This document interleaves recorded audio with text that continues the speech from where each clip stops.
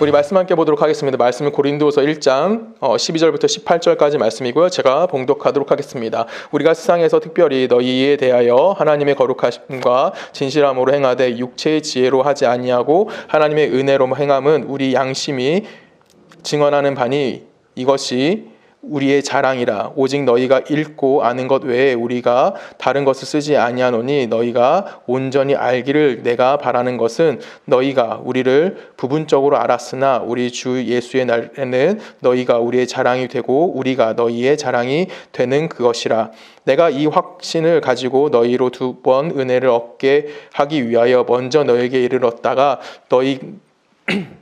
를 지나 마게도냐를 갔다가 다시 마게도냐에서 너에게 가서 너희의 도움으로 유대로 가기를 계획하였으니 이렇게 계획할 때에 어찌 경솔이하였으리요. 혹 계획하기를 육체에 따라 계획하여 예하면서 아니라 하는 일이 내게 있겠느냐. 하나님은 미쁘시니라. 우리가 너희에게 한 말은 예하고 아니라 함이 없노라. 아멘. 함께 기도합니다. 사랑님 하신 하나님 감사합니다. 하나님의 은혜와 하나님의 사랑 안에 우리가 살아있음을 고백합니다. 하나님 이제 말씀 듣습니다. 전하는 자 겸손케 하여 주시고 듣는 우리 모두에게 은혜 될 수 있는 복된 시간 되게 하실 걸 믿사오며 살아계신 예수 그리스도의 이름으로 감사하며 기도했습니다. 아멘. 오늘 본문을 읽은 내용은 약간 배경 설명이 좀 필요한 부분이기도 합니다. 왜 그러냐면 사도 바울이 고린도 교회로 다시 돌아갈 계획이 있었습니다. 그 일정이 있었는데 그 약속을 지키지 못한 상황 가운데 오늘 사도 바울이 이 본문의 내용을 썼습니다. 먼저 12절 말씀 제가 다시 읽을게요. 12절에 보면은 우리가 세상에서 특별히 너희에게 대하여 하나님의 거룩함과 진실함을 행하되 육체의 지혜로 하지 아니하고 하나님의 은혜로 행함은 이라고 이야기합니다. 그러면 지금 바울이 고린도 교회를 다시 되돌아가지 못하는 일이 누구 때문에 했다는 거? 육체의 지혜로 했다는 얘기입니까? 아니면 하나님의 은혜로 했다는 얘기입니까? 내가 지금 너희들에게 돌아가지 못한 이유는 내 생각과 내 뜻과 내 의지로 일동된 것이 아니라 하나님의 은혜가 너희 안에 있기 때문에 너희에게 그 하나님의 은혜를 끼쳐야 하기 때문에 내가 그 계획을 변경한 것이야 라고 이야기하고 있다라는 겁니다. 그리고 이렇게 변경된 이야기 중에 17절에 보면 또 이렇게 얘기 나와요. 17절에 보면 이렇게 계획할 때 어찌 경솔이 하였으리요. 혹 계획하기를 육체에 따라 계획하여 예하면서 아니라 하는 일이 내게 있겠느냐. 지금 바울이 뭐라고 얘기하는 거예요? 내가 경솔히 행하지 않았다라는 거예요. 지금 내가 너에게 은혜를 끼치고 싶고 내게 이 일을 육체적인 지혜와 육체적인 판단으로 한 것이 아니라는 것을 분명히 이야기하고 있다라는 겁니다. 그럼에도 불구하고 무슨 일이 발생됐을까요? 지금 바울이 거기에 가지 못했다는 거예요. 원래 바울의 원래 계획은 뭐였을까요? 15절과 16절 나오는데 15절 하반절부터 제가 읽습니다. 먼저 너희에게 이르렀다가 하는 뭐예요? 이미 바울이 어딜 먼저 가겠다는 겁니까? 고린도 교회를 갔다가 어떻게 하겠다고 돼 있어요? 너희를 지나 마게도냐를 갔다가 다시 마게도냐에서 너희에게 가서 너희의 도움으로 유대로 가기를 계획하였으니. 자, 계획이 나옵니다. 어떤 계획입니까? 고린도 교회 갔다가 마게도냐에 갔다가 다시 고린도에 갔다가 유대로 돌아가겠다는 바울의 계획이 나왔다는 거예요. 근데 지금 바울이 이 계획을 변경하고자 해서 어딜 못 가게 됐다는 겁니까? 그 고린도 교회에 가지 못하게 되었다라고 이야기하는 거예요. 근데 여러 분파들이 있었습니다. 고린도 교회, 특별히 이제 그 바울을 시기하고 바울을 질투하고 있던 바울의 이야기로 표현되면 거짓 교사들이 뭐라는 겁니까? 바울을 향해서 공격하고 있는데 그 공격하는 내용이 뭐예요? 야, 지금 바울이 너에게 오겠다라고 약속했는데 오지 않았잖아. 이 사람은 어떠하지 않은 사람이야? 신실하지 않은 사람이야 라고 이야기하는 겁니다. 이 사람이 신실하지 않기 때문에 이 사람이 전하여 준 도도 올바르다, 올바르지 않다, 올바르지 않다. 그 사람이 말하는 모든 것을 믿으면 되는 것이 아니다 라고 이야기했다라는 거예요. 그럼 바울은 지금 누가 공격받고 있는 겁니까? 바울 자신이 공격받고 있을 뿐만 아니라 그가 전한 복음, 즉 하나님의 말씀에 대해서 무엇이 이루어지고 있는 겁니까? 공격이 이루어지고 있다라는 거예요. 그렇기 때문에 오늘 이 배경 속에서 바울이 뭐 하는 겁니까? 이 편지를 그들에게 썼다는 내용을 여러분이 기억하셔야 된다라는 겁니다. 사도 바울이 이 문제를 어떻게 설명하는지, 그리고 그가 계획을 왜 굳이 욕먹을 걸 뻔히 알면서도 왜 굳이 계획을 변경했는지에 대해서 우리가 함께 생각해 봤으면 하는 마음이 있습니다. 바울은 분명히 이야기하면 내가 뭘 갖고 하지 않았다? 육체의 지식으로 이 일을 한 것이 아니라 하나님의 뭘 했다고 이야기합니까? 하나님의 지식으로, 하나님의 은혜로 너희에게 이런 일을 행했음에 대해서 다시 한번 이야기해 줬다라는 겁니다. 12절 말씀 제가 다시 한번 읽을게요. 12절에 보면 이렇게 돼요. 우리가 세상에 특별히 너희에게 대하여 하나님의 거룩하심과 진실함을 행하되, 지금 바울이 뭐라는 거예요? 내가 너에게 특별히 하나님의 진실하심과 하나님의 거룩함을 갖고 행했는데 그렇기 때문에 너희들을 향해서 내가 인간적인 마음을 가지고 했다는 겁니까? 안 했다는 겁니까? 안 했다는 거예요. 그래서 육체의 죄로 하지 아니하고 하나님의 은혜로 행함은 이라고 되어 있습니다. 지금 바울이 뭘 얘기하는 거예요? 내가 너희에게 어떤 인간적인 판단을 가지고 너희를 향해서 이야기하는 것이 아니라 나는 너희 안에 무엇이 존재하는 걸 인정한다는 거예요. 하나님의 은혜가 있다는 걸 인정하는 증명하고 나간다는 겁니다. 그래서 그 은혜를 너에게 주기 위해서 난 뭐 하겠다는 거예요. 14절에 보면은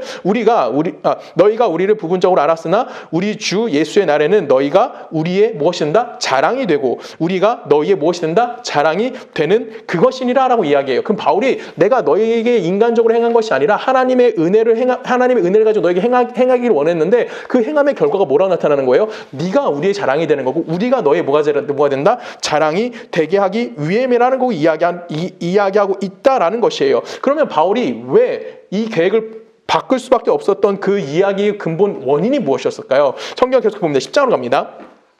고린도서 10장에 보면은 10장 1절입니다. 너희를 대면하며 유순하고 떠나 있으며 너희에 대하여 담대히 나 바울이 이제 그리스도의 온유와 관용으로 친히 너희를 권하고 또한 우리 육신에 따라 행하는 자로 여기는 자들에 대하여 내가 담대히 대하는 것 같이 너희와 함께 있을 때에 나로 하여금 이 담대한 태도로 대하지 않게 하기를 구하노라. 우리가 육신으로 행하나 육신에 따라 싸우지 아니하노니 우리의 싸우는 무기는 육신에 속한 것이 아니요 오직 어떤 견고한 진도 무너뜨리는 하나님의 능력이라. 이는 모든 이론을 무너뜨리며 하나님을 아는 것을 대적하여 높아진 것을 다 무너뜨리고 모든 생각을 사로잡아 그리스도에게 복종하게 하니 그 너희의 복종이 온전하게 될 때까지 모든 복종하지 않는 것을 벌하려고 준비하는 중에 있노라라고 바울이 이야기합니다. 이게 무슨 얘기일까요? 자, 우리 천천히 생각해 볼게요. 자, 우선 2절 볼게요. 2절에 보면은 우리를 육신에 따라 행하는 자로 여기는 자들에 대하여는 뭐예요? 지금 바울이 뭐를 얘기하는 겁니까? 지금 내가 올바르게 행동하지 못했다라고 생각하는 것, 즉 바울의 행동이 잘못됐다라고 이야기하는 자들에 대해서 뭐라고 얘기하는 거예요? 그들이 잘못됐다라고 이야기하는 자들 내가 분노하겠다라고 이야기하는 겁니다. 지금 바울은 누가 공격받은 것에서 화를 내는 거예요? 자기 자신이 공격받은 것에서 화를 내고 있는 것이 아니라는 겁니다. 분명히 공격은 바울이 받았는데 이 바울을 공격하면서 뭐까지 공격한 거예요? 바울이 전하여준 하나님의 말씀까지도 그들이 공격했다라고 이야기하는 거예요. 즉 바울이 당한 사도직에 대한 공격뿐만 아니라 하나님에 대해서 공격했기 때문에 지금 바울이 어떻게 된 겁니까? 화가 나 있다라는 거고 바울이 전한 복음에 대해서 외면하게 했기 때문에 고린도 교회에서 그 잘못된 거 전하고 있는 자들에 대해서 바울이 화가 많이 나 있는 상태에 대해서 이야기하고 있다라는 겁니다. 그래서 쉽게 생각하면 바울이 뭐라고 하는 거예요? 내가 곧 그들에게 뭐 할 거야? 철저하게 복수할 거고 그들에게 그 징계를 하겠다라고 바울이 이야기하고 있다라는 것이죠. 근데 지금 내가 이렇게 화난 상태에서 너에게 다가가면 어떤 일이 발생하는 걸까요? 지금 생각해 볼까요? 지금 고린도 교회 사람들도 뭐 한 겁니까? 거짓 교사들의 꼬임에 의해서 뭘 하게 된 거예요? 그들도 꼬임에 빠져버렸다라는 거예요. 그럼 누가 피해자라는 겁니까? 바울도 피해자고 하나님의 말씀도 피해자지만 고린도 교회 너희들도 피해자가 됐다라는 거예요. 그래서 바울이 뭐 하겠다는 겁니까? 내가 지금 당장 너에게 가지 않는 이유는 내가 가서 그들을 정죄할 때 너희도 함께 너희도 오래 받아서 너희들 함께 정죄할까 봐 너희들이 온전해질 때까지 뭐 하겠다? 기다리겠다. 그래서 6절에 보면 뭐라고 되어 있습니까? 너희 복종이 온전하게 될 때까지 모든 복종하지 않는 것을 벌하려고 준비하는 중에 있다. 바울이 뭐라는 거예요? 내가 지금 화낼 수 있지만 혹시 너희들이 잘못될까봐 내가 너희들이 다가가서 화를 내고 너희들이 뭔가 할 수 있겠지만 나는 뭐 하라는 겁니까? 너희들이 다치는 것을 원치 않는다라는 거예요. 바울은 자기 자신을 공격받는 건 문제되지 않습니다. 왜 그럴까요? 바울은 스스로 이미 얘기했어요. 나는 뭐하다? 죄인 중에 괴수다. 나는 만삭되지 못해서 태어난 자다. 이런 식으로 얘기하면서 자기의 못남에 대해서 이미 바울은 인정했다라고요. 그렇기 때문에 바울은 자기 자신에 대한 공격 가운데 어떤 상처도 입지 않아요. 근데 문제는 뭐예요? 그가 전한 하나님의 복음이 교회에 들어가서 그 복음이 온전히 전파가 되어야 되는데 그걸 누가 막는 거야? 이 잘못된 거짓 교사들이 막고 있다고요. 그렇기 때문에 바울이 뭐가 된 겁니까? 그 일에 화가 난 거고 그 일을 바로잡고 싶은데 그 당시 피해자가 누가 되는 거야? 거짓 교사들의 꼬임에 속아 있는 고린도 교회 사람들이 피해자가 되는 겁니다. 그렇기 때문에 내가 너희들이 그것을 다시 온전해질 때까지 뭐 하겠다? 기다리겠다. 쉽게 말하면 지금 바울이 왜 고린도 교회를 가지 않겠다고 이야기하는 겁니까? 이유는 간단하죠.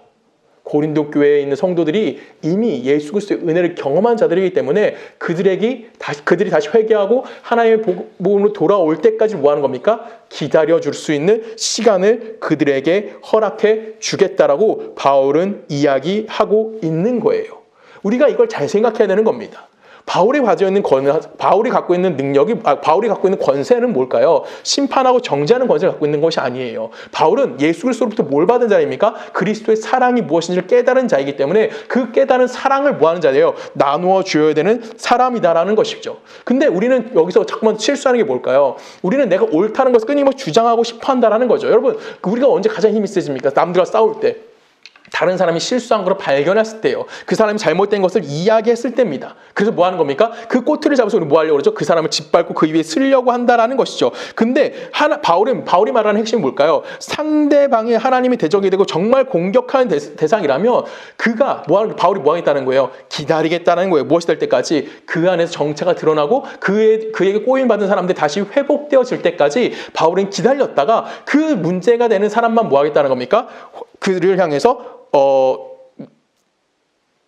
그 정죄라고 나머지 사람들은 기다려 주어야만 한다라는 거예요. 왜 그럴까요? 바울이 맡은 것은 심판하는 권세를 가진 것이 아니라 바울은 은혜를 입었잖아요. 그럼 그 은혜를 뭐 해야 되는 거예요? 전달하는 하나님의 사람으로서 삶을 살아야 한다라는 겁니다. 그래서 8절에 보면 이렇게 이어져요. 10장 8절에 보면은 이렇게 돼요. 주께서 주신 권세는 너희를 무너뜨리려 하는 것이 아니요 세우려고 하신 것이니 내가 이에 대하여 지나치게 자랑하여도 부끄러워하지 아니하다. 바울은 뭐라는 거예요? 내가 파하는 거나 너를 정죄하는 권세가 내 안에 존재하는 것이 아니다는 겁니다. 심판권이 내가 갖고 있는 것이 아니라 내 안에 무엇인만인 겁니까? 너희들을 뭐하는 자? 세워주는 자. 즉 바울은 지금 사도 바울이 고린도 교회를 가지 않는 것은 지금 가면 너희를 파할 수밖에 없다고요.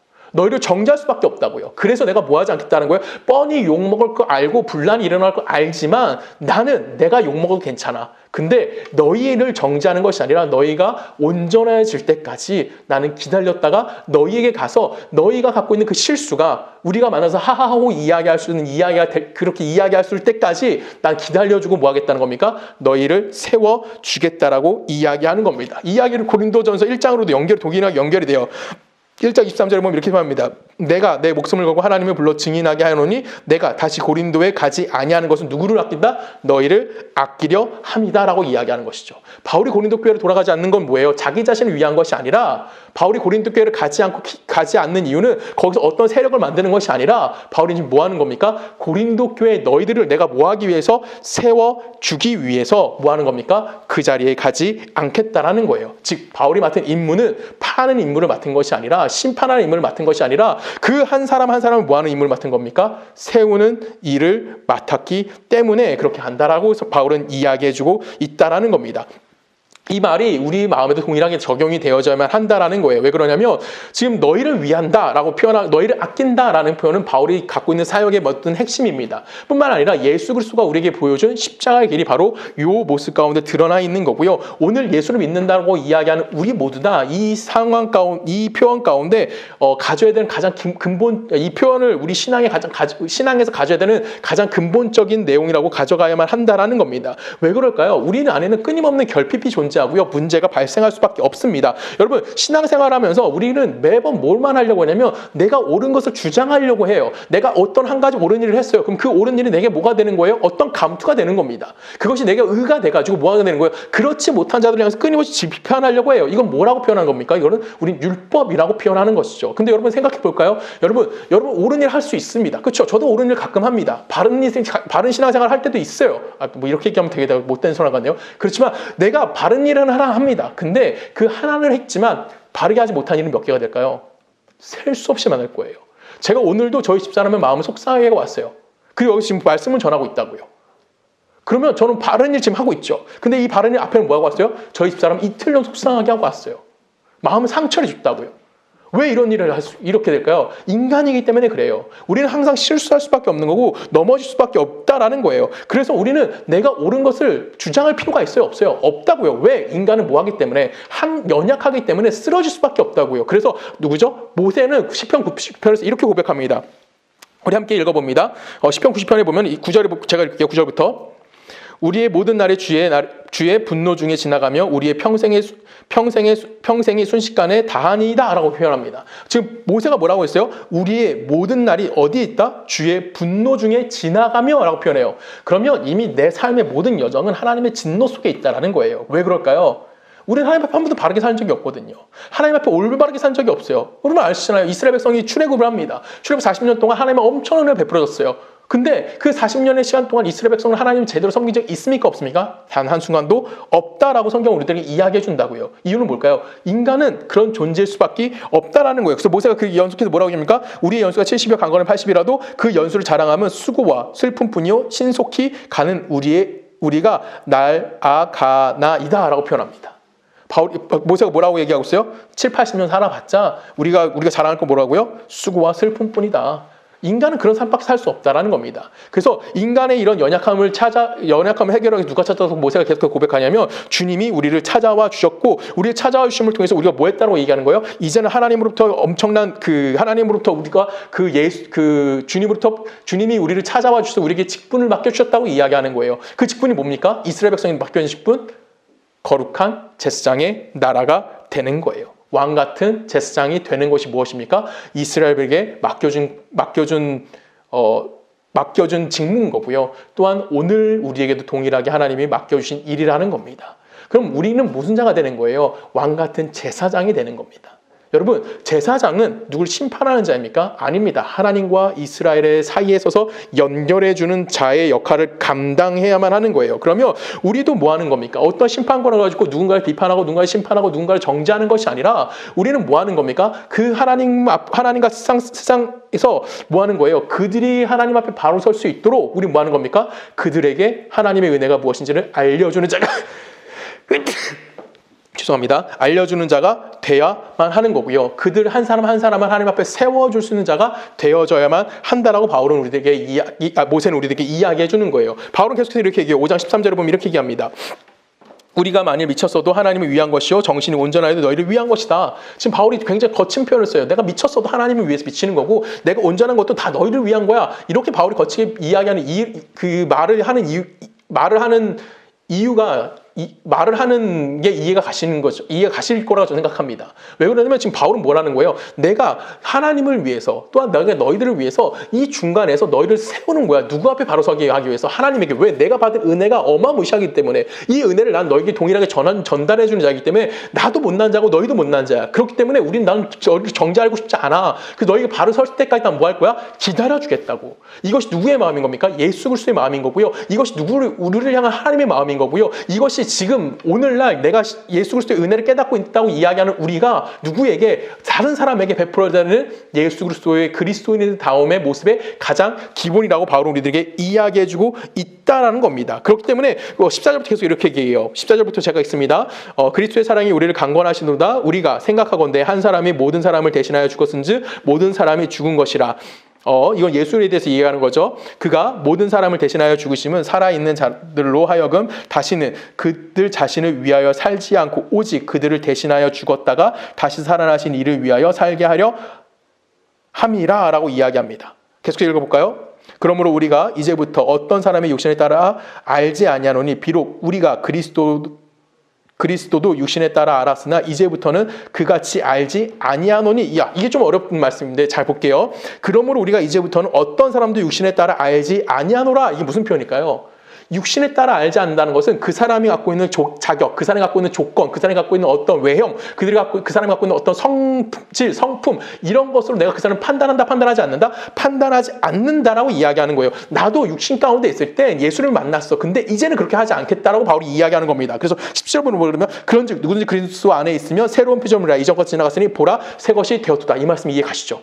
즉 이제는 내가 그리스도 안에 있기 때문에 예전에는 인간적인 조건을 가지고 너를 판단했었어. 근데 이제는 내가 인간적인 조건을 널 판단하지 않는다? 판단하지 않는다. 왜? 우리는 이미 예수 그리스도 안에서 뭐한 자가 됐어요? 새로운 피조물이 되어졌다라고 바울이 우리들에게 이야기해 주는 거예요. 비록 우리는 뭐한 자들이에요. 연약한 자들이고 죄인인 건 맞습니다. 근데 누가 우리를 찾아오셨습니까? 예수가 우리를 찾아와 주셨고요. 우리에게 은혜를 베풀어 주셨어요. 그러면 내가 그 은혜를 받았으면 아직 예수가 찾아가지 않은 자들, 그들이 항상 뭐 하는 겁니까? 그들이 온전해질 수 있을 때까지, 그들이 하나님 앞에 바로 설 수 있을 때까지 내가 그들을 향해서 뭘 베풀어야 되는 거야? 정죄하는 것이 아니라, 그들의 행동 비판하는 것이 아니라 뭐 하는 자가 돼야 되는 겁니까? 그들을 기다려주고 그들에게 내가 받을 은혜를 나누어주고 그들이 설 수 있도록 도와주는 자가 되어져야만 함에 대해서 우리들에게 이야기하는 겁니다. 계속해 봅니다. 18절이에요.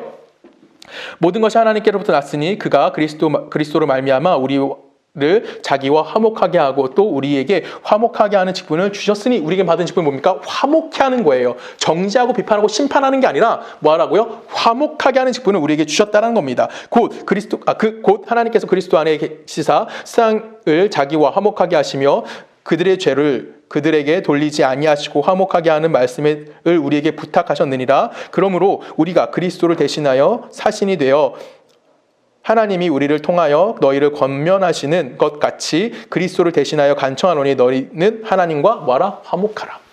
여러분, 우리에게 요구되는 직분은 무엇입니까? 화목하는 거예요. 누구랑? 하나님과. 근데 그리고 나서 뭐 하는 겁니까? 또한 내 이웃들과 화목하는 자가 되어져야만 한다는 겁니다. 우리에게 주어진 직분이 바로 여기에 있다는 거예요. 그리스도인이라는 것은 예수가 우리를 위해 죽으셨어요. 근데 우리는 남을 위해 죽지 못하잖아요. 그래서 하나님과 우리가 화목되어진 것을 통해서 그 화목되어진 것을 누구에게? 우리 이웃들에게 뭐 하는 자가 되는 겁니까? 나누어 줄 수 있는 자가 되어져야만 한다는 거예요. 그래서 지금 바울은 분명히 이야기하는 거예요. 지금 너희들 잘못한 거 맞아. 고린도 교회 너희들 실수한 거 맞아. 그런데 내가 너희들과 화목해 하기 위해서 너희들이 온전히 다시 한번 예수 그리스도의 말씀으로 회복되어질 때까지, 왜? 이미 너희는 누가 찾아갔어요? 하나님이 그들을 찾아오고 그들에게 하나님이 되어주셨기 때문에 이들이 지금 실수하고 잘못된 길을 걸어간다고 할지라도 이들은 곧 어떻게 되는 거예요?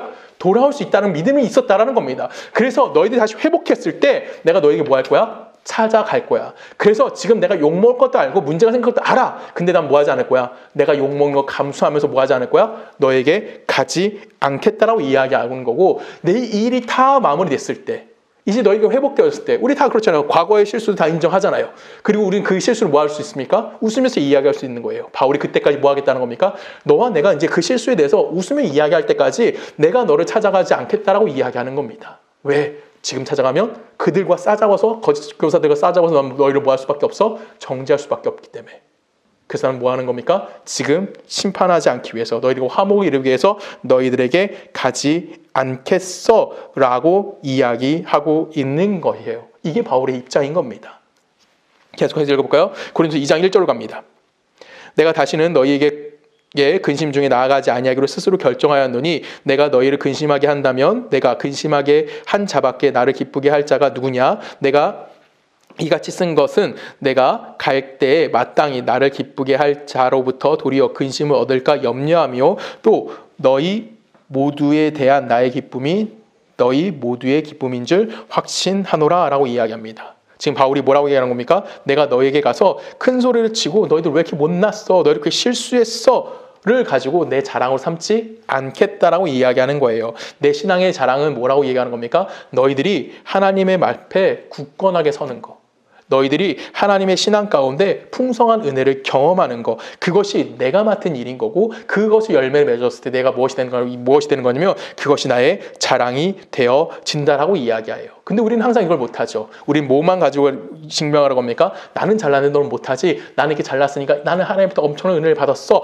라는 식으로 뭐 하려고 하냐면, 자꾸만 내가 맡은 일이 아닌, 내가 맡아지는 화목되어지는 일이 아닌 다른 것을 가지고 뭐 하려고 하는 겁니까? 남을 비판하고 남의 삶을 통해서 내가 나 스스로를 증명해 내려고 하고 있다라고 우리들은 그런 삶을 살고 있다라는 것이죠. 그래서 바울은 우리에게 권면하는 겁니다. 그렇게 하지 말라고요. 왜요? 그렇게 하는 것은 뭐 할 수밖에 없는 거예요. 세상에서 그렇게 하고 있다라는 거예요. 교회는요, 그런 곳이 되지 말아야 함에 대해서 이야기하는 겁니다. 바울이 마지막에 뭐라고 얘기합니까? 너희 모두에 대한 나의 기쁨이 너희 모두의 기쁨인 줄 확신함이라. 바울이 뭐라고 얘기하는 거예요? 너희들이 기뻐하는 것이 누구의 기쁨이 되는 겁니까? 바울 자신의 기쁨이 되는 거고, 바울의 기쁨이 누구의 기쁨이 되어야 되는 거예요? 너희의 기쁨이 되어야 되는 겁니다. 오늘 서초동네의 기쁨이 우리 모두의 기쁨이 되어야 되는 거고요. 저의 기쁨이 또 뭐야 되는 겁니까? 우리 서초동네 교회 모든 성도님들의 기쁨이 되어야만 하는 겁니다. 그래서 그들이 다시 하나님께 돌아와서 기뻐할 수 있을 때까지 바울은 뭐 하겠다는 겁니까? 자신이 욕먹는 것을 감수하겠다라고 이야기하고 있는 거예요. 그들이 실수하는 것이 내게 기쁨이 되어질 수 없다고 바울이 이야기하는 겁니다. 우리는 누가 못나면 우린 손가락질하면서 내 잘남을 증명하려고 해요. 이것이 한국교회에 갖고 있는 가장 큰 약점이 아닐까라는 생각을 합니다. 한국교회는 너무나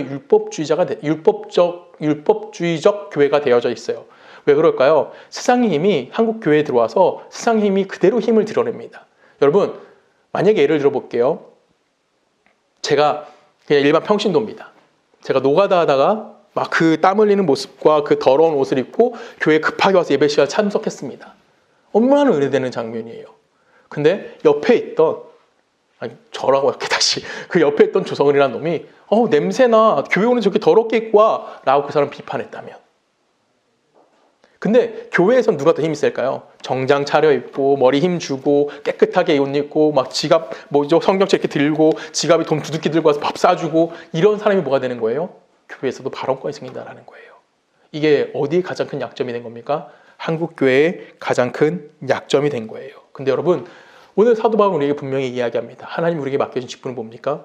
누군가를 정죄하고 누군가를 비판하는 것이 아니라 하나님과 예수 그리스도 말미암아 우리가 하나님과 화목을 이룬 것처럼 우리도 이 세상에 들어가서 왕 같은 제사장으로서 누구와 이 세상과 화목을, 누구와 하나님과 이 사이에서 화목을 이룰 수 있는 자가 되어져야 함에 대해서 우리들에게 이야기하는 겁니다. 4절에 계속 이렇게 봅니다. 내가 마음에 큰 눌림과 걱정이 있어 많은 눈물로 너희에게 썼노니 이는 너희로 근심하게 하라는 것이 아니요 오직 내가 너희를 향하여 넘치는 사랑이 있음을 너희로 알게 하려 함이라 라고 이야기합니다. 사도 바울의 말이 뭐라고 돼 있어요? 너희를 향한 나의 마음을 알길 원해. 그 마음은 어떤 거예요? 심판하지 않겠다고요. 내가 너희를 사랑하겠다고요. 이 말이 누구의 마음이 되는 겁니까? 오늘날 한국교회의 모두의 마음이어야 되는 거고요. 우리 각자가 신앙생활을 한다고 이야기한다면, 내가 예수를 믿는다고 이야기하면 우리 마음도 무슨 마음을 가져야 되냐면 사도 바울의 이 마지막 말이 되어야 되는 거예요. 오직 내가 너희를 향하여 넘치는 사랑이 있음을 뭐하게? 너희로 알게 하려 합니다.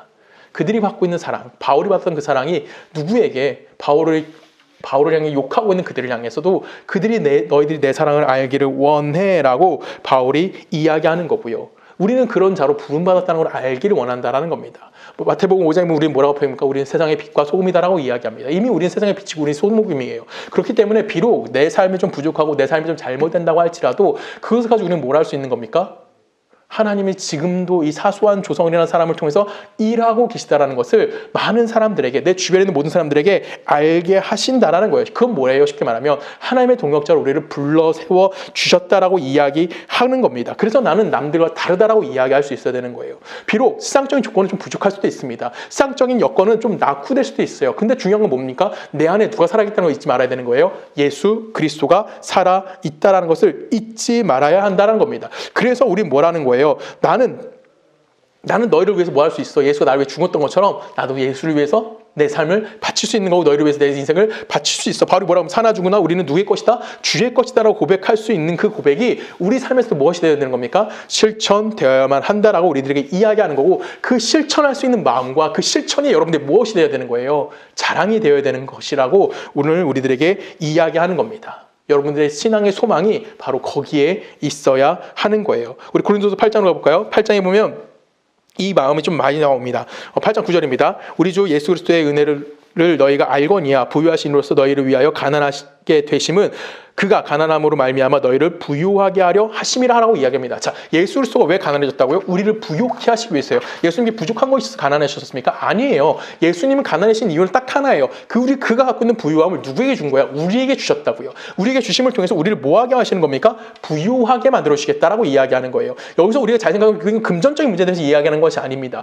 예수가 갖고 있는 하나님의 사랑을 우리에게 베풀어 주셨다라고 이야기하는 거고, 우리는 그 사랑을 받은 자이기 때문에 우리는 뭐한 자가 되는 거예요? 부유한 자가 되었다라는 거예요. 우리도 마찬가지로 그 부유함을 뭐 할 수 있는 자가 되어야 되는 거예요? 실천할 수 있는 자가 되어져만 한다라고 성경은 우리들에게 이야기하는 거고, 그 구체적인 방법, 첫 번째 방법이 뭐라고요? 세상과 더불어 화목한 삶을 살아야 함에 대해서 우리들에게 이야기하고 있다라는 겁니다. 예수 그리스도가 지신 십자가가 바로 그런 거예요. 우리가 예수 그리스도의 십자가를 지셨다는 걸 안다면 우리도 마땅히 뭘 할 수 있어야 되는 거예요? 내 자신을 부인하고요, 내게 주어진 십자가를 지고 어디로 가야 되는 겁니까? 먼저 우리 주변으로 가야 되는 거예요. 가장 대표적으로 어디로 가야 될까요? 교회 안에 들어와야 되는 거예요. 교회 안에 들어와서 뭐 해야 됩니까? 양보하는 거고요. 교회 안에서 뭐 하면 되는 거예요? 겸손해야 되는 거고, 교회 안에서 뭐 하면 되는 거면 희생하는 거고요. 그런 것이 만약에 우리 교회 안에 없다면 우리는 뭐예요?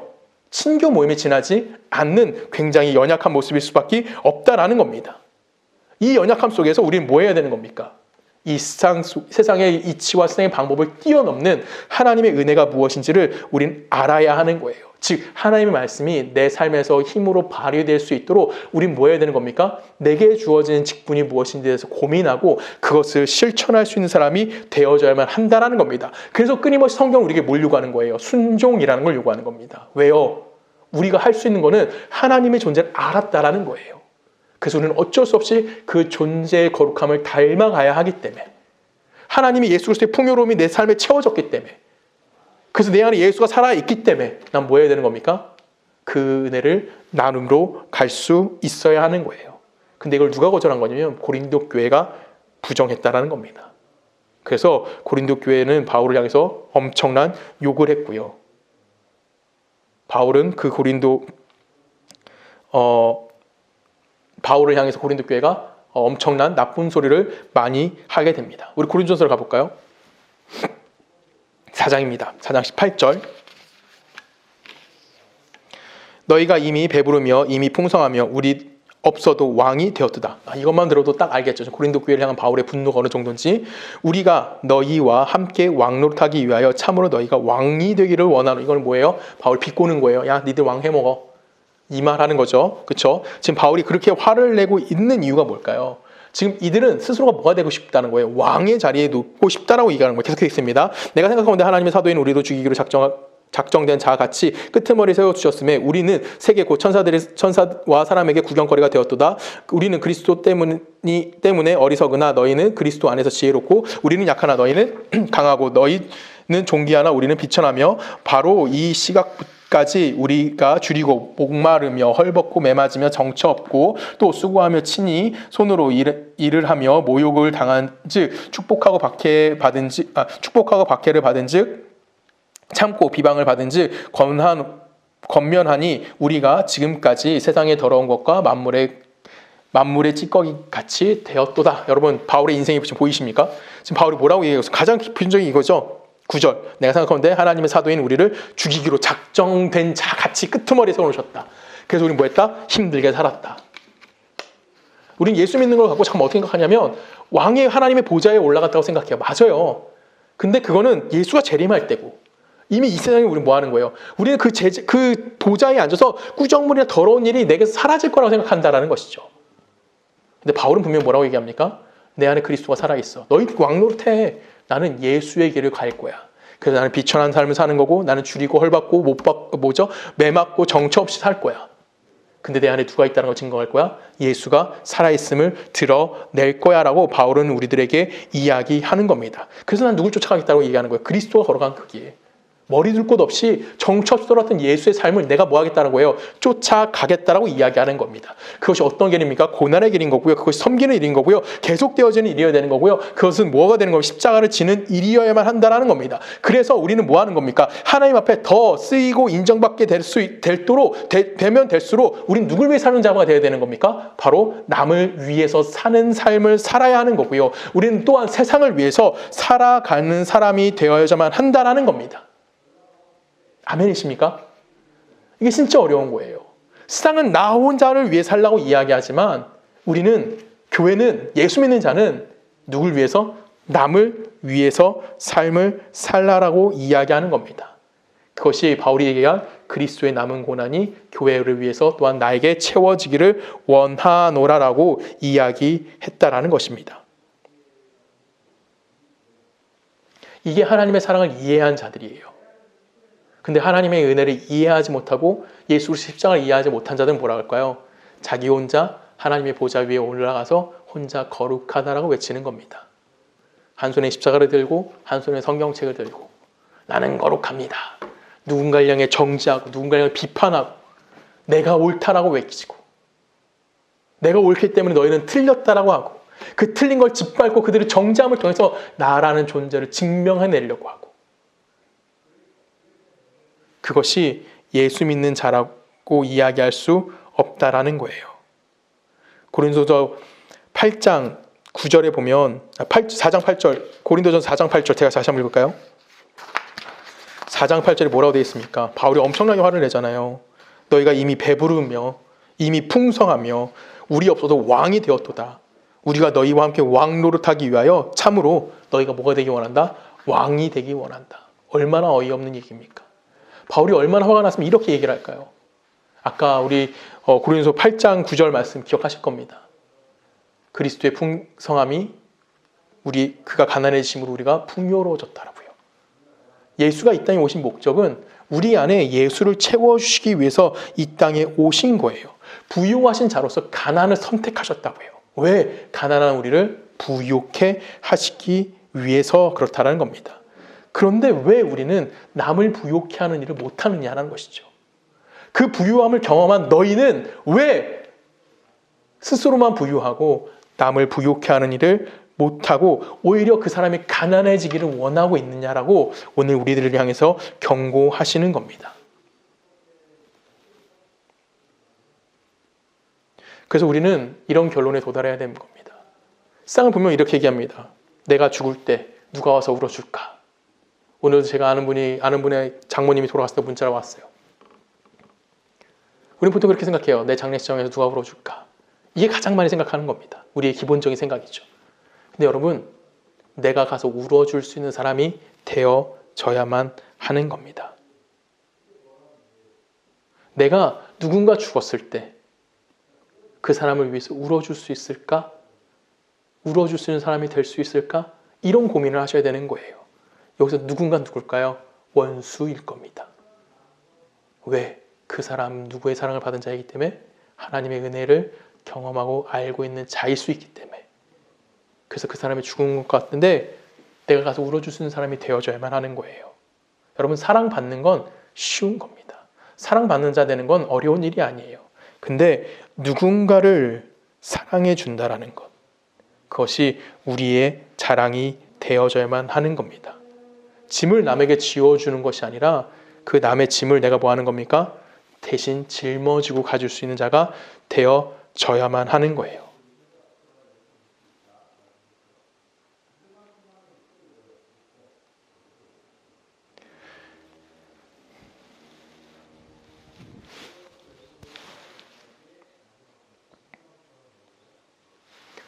성경은 우리에게 이야기합니다. 가장 기본적으로 뭐라고 얘기합니까? 원수를 사랑하라라고 이야기합니다. 원수 사랑하는 것은 어려운 겁니다. 또한 성경 우리들에게 이웃을 내 몸같이 사랑하라라고 이야기합니다. 그리고 이웃을 통해서 우리들에게 맡겨진 직분은 화목하게 하는 직분이 우리들에게 맡겨져 있다라는 겁니다. 여러분, 이 길은 쉬운 일이 아닙니다. 여러분, 원수를 위해 기도할 수 있습니까? 못합니다. 이웃과 더불어 화목하게 사는 거 잘할 수 있으십니까? 어렵습니다. 근데 우리는 그것을 해 나가야 하는 자인 거고요. 바울은 이 길을 걸어가기 위해서 끊임없이 울었을 거고요. 하나님 앞에 매달려 기도했을 겁니다. 하나님, 힘들어요. 못하겠어요. 우리도 그 길을 동일하게 걸어갈 수 있어야 하는데 우린 모두 하지 않아요? 시작도 하지 않기 때문에 기도도 하지 않고요.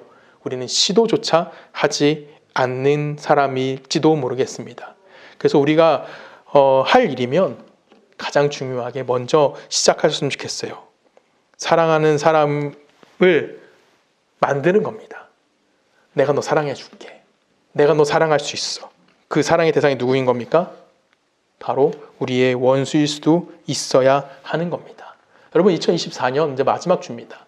여러분, 사랑하는 사람 만드셨으리라고 생각해요. 2025년 우리 서초 동네 교회는 한 사람씩 꼭 그런 사람이 있었으면 좋겠습니다. 제가 정말 싫지만 하나님 나에게 맡겨주신 직분, 더불어 화목하게 하는 그 직분, 그래서 내가 너를 꼭 사랑하는 사람이 될 거야 라고 여러분 스스로가 다짐하셨으면 좋겠습니다. 우리 마지막 고린도후서 말씀 읽어봅니다. 11장 갑니다.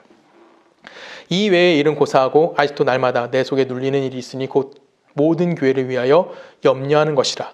누가 약하면 내가 약하지 아니하며 누가 실족하게 되면 내가 애타지 아니하니라. 여러분, 이 마음이 우리의 마음이길 원합니다. 우리 주변에 얼마든지 이런 사람들 충분히 있습니다. 나를 고통스럽게 하는 자, 나를 약하게 하는 자, 나를 실족하게 하는 자 있습니다. 근데 그들을 위해서 여러분 뭐 해주셔야 됩니까? 기도해 주셔야 되고요. 같이 마음 졸여 주셔야만 하는 겁니다. 우리가 하나님 사이에서 평안을 갖고 또한 이 세상 가운데 이웃에게 간절한 마음으로 그 사랑을 전할 수 있는 자가 되어져야만 한다는 것이죠. 상대가 클 때까지 우리는 뭐 하는 자들입니까? 기다릴 수 있는 자야만 하는 겁니다. 그리고 그 상대는 분명히 여러분들의 원수가 되어져야만 할 겁니다. 여러분, 원수를 사랑하는 것이 예수를 사랑하는 거고요. 예수의 사랑을 이해한 자만이 할 수 있는 유일한 일인 겁니다. 로마서 5장 8절에 우리가 하나님과 원수 되었을 때 하나님이 우리를 위하여 그 아들을 보내심으로 당신의 사랑을 확증하셨다라고 이야기합니다. 여러분이 받은 그 사랑은 어떻게 확증될 수 있냐면 동일하게 원수를 사랑할 때 그것이 이루어질 수 있는 겁니다. 그래서 원수는 여러분들의 자녀가 되어야 되는 거고요. 우리는 원수의 부모가 되어져야만 하는 겁니다. 어렵죠. 저도 못할 것 같습니다. 근데 이것이 바로 예수가 진 십자가라는 사실을 여러분이 기억하셨으면 좋겠습니다. 우리는 자기 십자가를 지고 자기를 부인하고 예수를 따르겠다라고 이야기한 자들입니다. 예수의 길을 걸어가겠다고 얘기한 거고 십자가의 정신이 무엇인지 이해한 자들입니다. 2024년 마지막 주일입니다.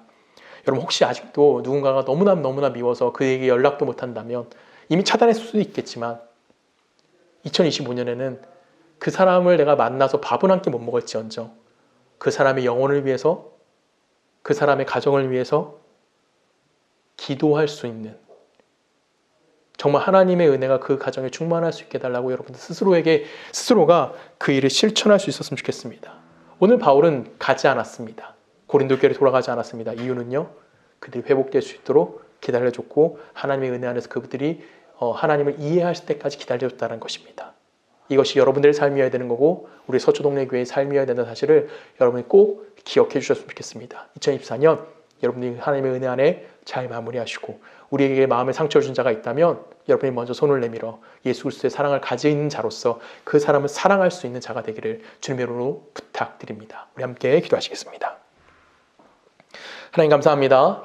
우리를 사랑해 주셨고 우리와 함께 하시니 너무나 감사합니다.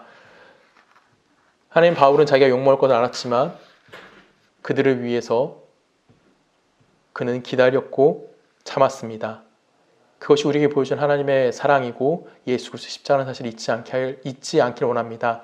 2024년 마무리하면서 나에게 상처 준 자를 위해서 또한 나를 고통스럽게 한 자를 위해서 오늘 기도할 수 있는 복된 자가 되어줄 수 있도록 우리와 함께하여 주시옵소서. 이제는 우리 예수 그리스도의 성부 하나님의 사랑과 성령님의 내주되심이 하나님의 백성으로서 예수 그리스도가 짊어지고 가신 그 십자가의 길을 동일하게 살아가기를 소원하는 우리 서초동네교회 모든 성도님들의 삶과 그들의 가정과 그들의 시장과 그들이 살고 있는 모든 나라 가운데 지금 영원히 함께 하시기를 간절히 축원하옵나이다.